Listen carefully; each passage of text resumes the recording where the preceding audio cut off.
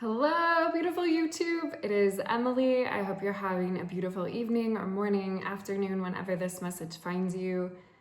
Today, I would like to talk about the incredible energy that lives within you that is pure, we could call it God source essence, pure unconditional love, that pure goodness that is both beautiful and true, that resides in each and every single human being that has a soul that is created by God's source creator.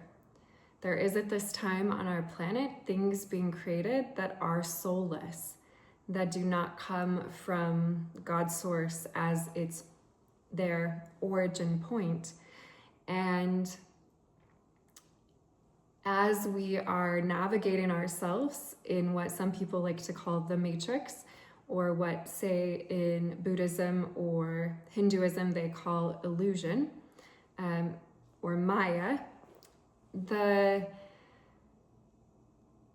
experience of having your own one-to-one relationship with God's source creator is, I believe, the most valuable thing that any human being can ever have.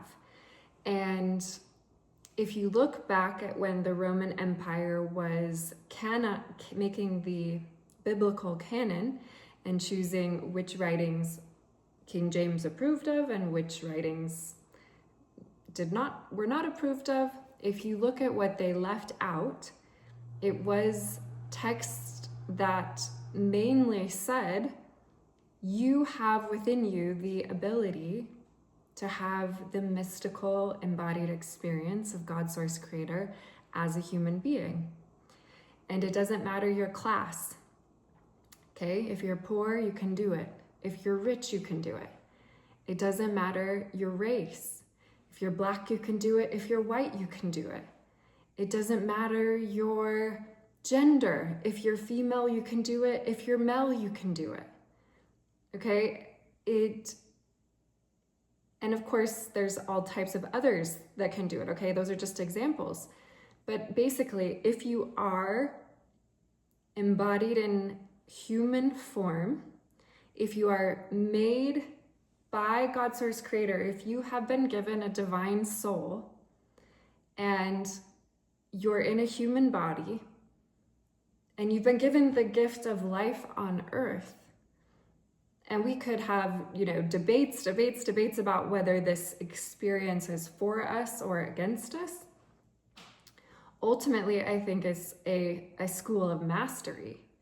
How much of our divine essence can we embody here on earth? And the realization of it is about the embodiment of it. So, it is about what we think, and being able to perceive reality clearly, to have right view, as we say in Buddhism, or to have the veil lifted, so to not be in a state of disillusionment, which is the opposite of being unified, right? Because really what Yeshua the Nazarene, the true son of Mary, the true Mary of Anna, that true lineage that created Yeshua the Nazarene, who came to teach about equality, the equality of God's love for all beings, regardless of what country you're from, what your culture is, what your race is, what your religion is, that you have direct access to that which is source, divine creator, great creator of all life. Why would great creator of all life want to exclude any single one of its creations from not having the ability to commune with it directly? And so what was left out was all of the different texts that talked about the mystical union that human beings can have with their source. And, I have a dear friend. We're in a group chat, and about 10 days ago, we realized that she was unable to receive any messages. She lives in Tehran, Iran. And then about 5 days ago, her picture just disappeared, and we haven't heard from her, and obviously we know the state of affairs going on over there. And there is a lot of things like that. This is just one place that is having this true moment of catalyzing energy. And it can feel heavy, and it is heavy, and a lot of what many human beings on the earth are going through is so sorrowful. But we can have joyful participation in healing the sorrows of the world. We can do that. And when one of us is able to embody our true direct communion relationship with God Source Creator, that just empowers more people to do the same thing. And those people will empower more people, and more people will empower more people. And the ripple effect and the cascading effect of being able to not let the matrix get you down, not let the illusion make you, turn you into something that you're not, which is not loving, because you are love. You are inherently good. You are inherently beautiful. You aren't a misogynist before you arrive on this earth. You aren't a racist before you arrive on this earth. You aren't someone who has a colonial mindset before you arrive on this earth. You're not some person who is greedy and prideful and arrogant and before you arrive on this earth. These are paradigms, programs, belief systems, structures that exist here on this earthly plane.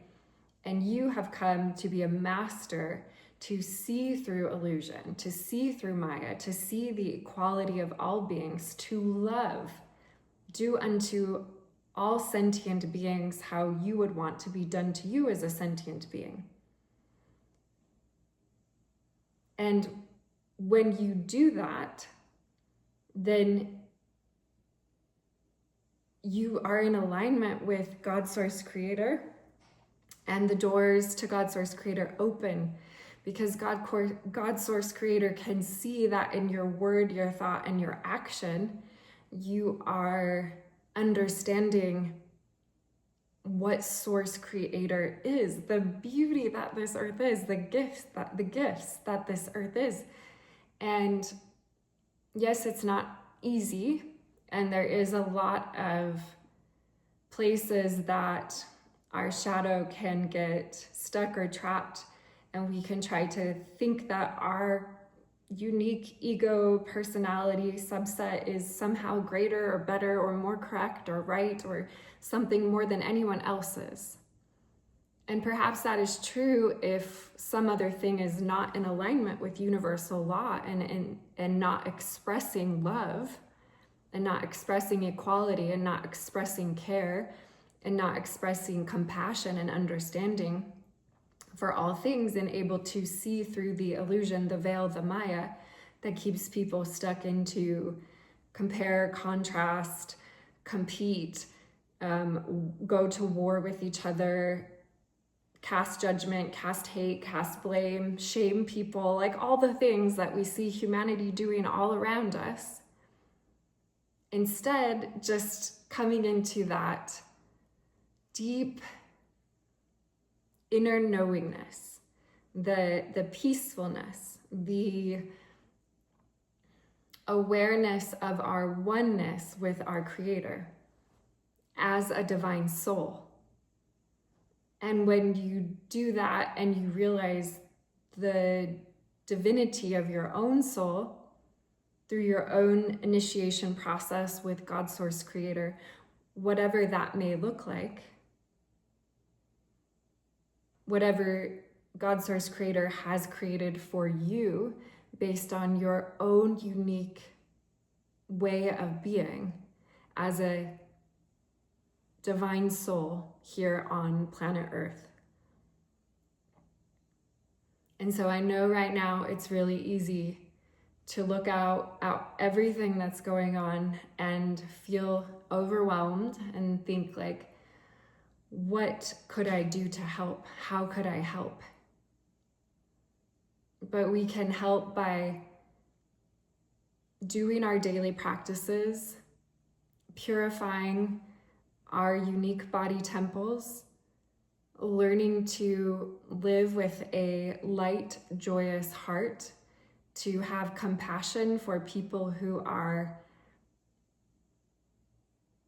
distorted and even at times evil, but to see that their distortion and evilness is not their fault, that they have come into wherever they came into all over the entire planet, and pray for their healing. And so that's what I want to do.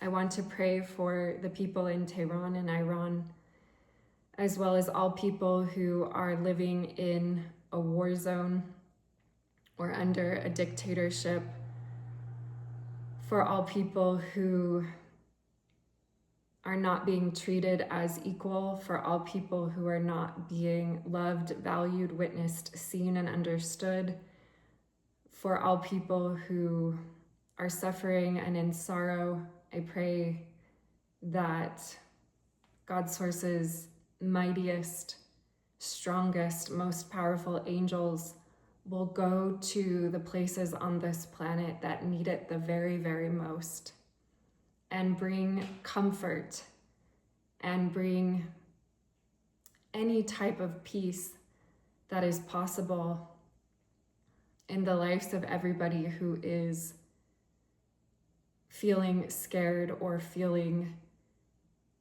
traumatized or terrorized or hurting in any way. And just praying that those people who are doing the harm, those people who think that they have the right to enslave, control, manipulate, oppress, outright harm other sentient beings, that healing will be brought to them, that they will be awakened into a deeper level of consciousness, and that they will be brought closer to the purity of who and what they really are, so that this earth can see more beauty, more peace, and less pain, and less ugliness, so that we can all find the joy in the unity and individualization that we all share. Okay. I hope this message was helpful to anybody who is struggling with everything that's going on. I'm sending my love to each and every viewer, and I hope you have a beautiful day.